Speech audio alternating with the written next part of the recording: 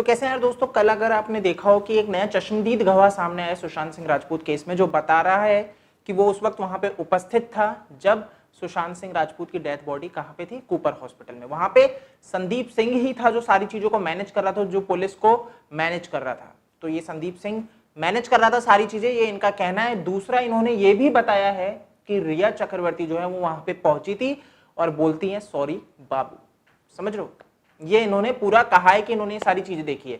अब जो सुशांत सिंह राजपूत के फैंस है ना, उनमें दो वो बन चुके हैं, कुछ जने बिलीव कर रहे हैं इसके ऊपर और कुछ जने बिलीव नहीं कर रहे हैं। बहुतों ने मुझसे भी कल लाइव सेशन में सवाल पूछा कि आपको क्या लगता है कि ये व्यक्ति सच्चा है या झूठा है। मैंने आपको जैसा कि कल भी कहा था कि ये डिसाइड तो सीबीआई को करना है, अपन सिर्फ अपना अनुमान लगा सकते हैं और उसके बेसिस पे ही मैं एक वीडियो लेके आया हूं जो चीजें मेरे को लगती है और मेरे को क्यों लग रहा है कि इस व्यक्ति पर डाउट होना चाहिए, क्यों ये व्यक्ति थोड़ा बहुत झूठा मेरे को लग रहा है कि ये लाइमलाइट लेने के लिए, समझ रहे हैं, लाइमलाइट लेने के लिए, फेमस होने के लिए इस तरह की हरकत कर रहा है। इसका अगर मैं आपको बता दूं, 16 जुलाई को इसने रिया चक्रवर्ती के फेवर में कहा था इसी व्यक्ति ने। ये वही व्यक्ति है जो आज आके ये बोल रहा है कि मैं उस वक्त उपस्थित था। तो ये उस टाइम 16 जुलाई को भी जानता था चीजें, लेकिन तब ये रिया के फेवर में बात करता है। तब इस व्यक्ति को रिया को लेके बिल्कुल प्रॉब्लम नहीं होती। ये बोलता है मैं ही था जो रिया को लेके गया सुशांत के अंतिम संस्कार में।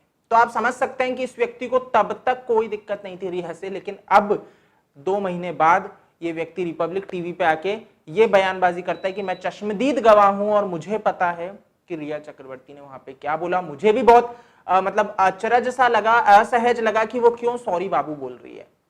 आप समझ रहे हैं, ये व्यक्ति अब डाउट कर रहा है और 16 जुलाई को यही रिया चक्रवर्ती के फेवर में बोल रहा था, तो डाउट खड़ा होता है। तो बिल्कुल इनकी क्रेडिबिलिटी के ऊपर सवाल, प्रश्न चिन्ह खड़ा होता है।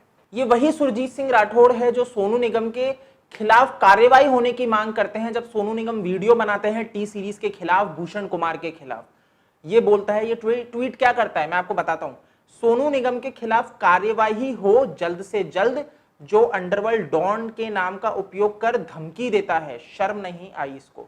मेरे को समझ में नहीं आया, अगर कोई नेपोटिज्म के खिलाफ बात करता है, म्यूजिक इंडस्ट्री की गुंडागर्दी के खिलाफ बात करता है, तो ये वही सुरजीत सिंह राठौड़ है जो सोनू निगम के खिलाफ ही कार्रवाई की मांग करता है। आप समझ रहे हैं, ये है वो सुरजीत सिंह राठौड़ जो आज अपने आप को चश्मदीद गवाह बता रहा है और बोल रहा है कि रिया चक्रवर्ती कल्प्रिट है। ये वही सुरजीत सिंह राठौड़ है जो 13 जून को बधाई देता है आदित्य ठाकरे को जन्म दिवस की। मतलब कि ये बहुत ही एक्टिव, पॉलिटिकल एक्टिव व्यक्ति है, चीजों में एक्टिव है, ये बहुत अच्छे से चीजों को समझता है। ये ऐसा व्यक्ति नहीं है, सीधा व्यक्ति नहीं है, समझ रहे हो। 2 महीने के बाद, मतलब इसने बहुत अच्छे से सोच समझ के ये प्लानिंग करके 2 महीने बाद उछलता कूदता आ गया और बोलता है कि मैं चश्मदीद गवाह हूं। ऐसे लोगों से बचना चाहिए बहुत। मैं आपको एक चीज बताऊं, राजनीति बहुत गंदी चीज है। यहां पे आप जितने बदनाम हो जाओगे ना, उतना ज्यादा राइज कर लोगे। तो ये जो सुरजीत सिंह राठौड़ जैसे लोग हैं ना, इनको फर्क नहीं पड़ता है। ये झूठ बोल के थोड़े से बदनाम हो जाए, थोड़ी सी एफआईआर इनके खिलाफ हो जाए, इनको डर नहीं है, क्योंकि राइज करेंगे, कोई ना कोई पार्टी इनको टिकट दे देगी। आप समझ रहे हैं, ये है गंदी राजनीति। ऐसे लोगों के बहकावे में मत आओ। अपन लोगों को पता है रिया अच्छी नहीं है, संदीप अच्छी नहीं है, लेकिन ऐसे लोग नहीं उसको जस्टिफाई करेंगे। झूठ बोल के केस को गुमराह करेंगे, चीजों को गलत तरीके से लेके जाएंगे। बाद में ये प्रूव हो जाएगा सुरजीत तो झूठा था, तो क्या रहेगा केस का। ऐसे सबूतों के ऊपर अगर आप भरोसा करोगे जो झूठे हैं, तो ये केस ही खोखला हो जाएगा। जो असली कल्प्रिट हैं वो बच जाएंगे। ये सुरजीत जैसे लोग उनका साथ दे रहे हैं। बाकी देखो, ये डिसाइड करना है सीबीआई का काम। मेरा अनुमान जो है वो मैंने आप तक रखा है। आपका क्या अनुमान है वो मुझे कमेंट में बताओ, क्योंकि वो भी मैं जानना चाहूंगा। देखो यार, इस विषय में बहुत सी चीजें धीरे धीरे निकल के सामने क्लियर होती जा रही है। ये तो समझ में आ चुका है पूरी दुनिया को कि ये मर्डर है, अब सुसाइड नहीं है। मुंबई पुलिस, महाराष्ट्र सरकार को छोड़ के और विकिपीडिया के पेज को छोड़ के सबको समझ में आ गया, और कुछ एकाध जो दोगुले मीडिया हाउसेस है इनको छोड़ के कि ये मर्डर है, बाकी सबको समझ में आ चुका। तो यार देखो दोस्तों, वो व्यक्ति तो निकल के सामने आ चुका है जिसने ताला तोड़ा था, जिसको सिद्धार्थ पिठानी ने फोन करके बुलाया था। मेरे को तो एक चीज नहीं समझ में आती, किसके फोन में एक लॉक स्मिथ, एक ताला तोड़ने वाले का नंबर सेव होता है। चलो जो भी है वो तो वो व्यक्ति बताएगा सीबीआई को कि आखिर कहां से सेव था, कहां से उसको नंबर मिले जो उसने फोन करके उसको बुलाया। चलो ठीक है, बुलाते हैं, है ना। अब उसके बाद वो व्यक्ति आता है, 2000 रुपए लेता है क्योंकि इलेक्ट्रॉनिक लॉक था, और उसको तोड़ता है क्योंकि सिद्धार्थ पिठानी ने कहा था गेट नहीं तोड़ना है, ताले को तोड़ना है, क्योंकि डुप्लीकेट चाबी बनाने में टाइम लगेगा। ठीक है, तो वो ताले को तोड़ते हैं। अब इसमें वो ये भी बताता है कि बार बार वो सुन रहे थे अंदर से आवाज तो नहीं आ रही है कोई, आप समझ रहे हैं? ये लॉकस्मिथ बताता है कि अंदर से कोई आवाज तो नहीं आ रही थी। तो इसमें दो पहलू निकल सकते हैं कि वो इसलिए सुन रहे होंगे, अगर ये लोग अच्छे हैं तो मैं आपको बता रहा हूं, तो ये इसलिए सुन रहे होंगे कि अगर से अंदर से कोई आवाज आ रही है तो अगर वो सो रहे हैं तो उठ गए, बट इतने समय वेट किया, इतनी आवाजें दी, तो ये तो ऑब्वियस सी बात है कि वो सो नहीं रहे होंगे। समझ रहे हो? तो वो ऑब्वियसली इसीलिए सुनना चाह रहे थे कि अंदर जो जिसको हमने मार के रख रखा है वो कहीं जिंदा तो नहीं है, कहीं अंदर से गलती से आवाज तो नहीं आ रही है, और उस लॉकस्मिथ को ये भेज देते हैं। समझ रहे हो?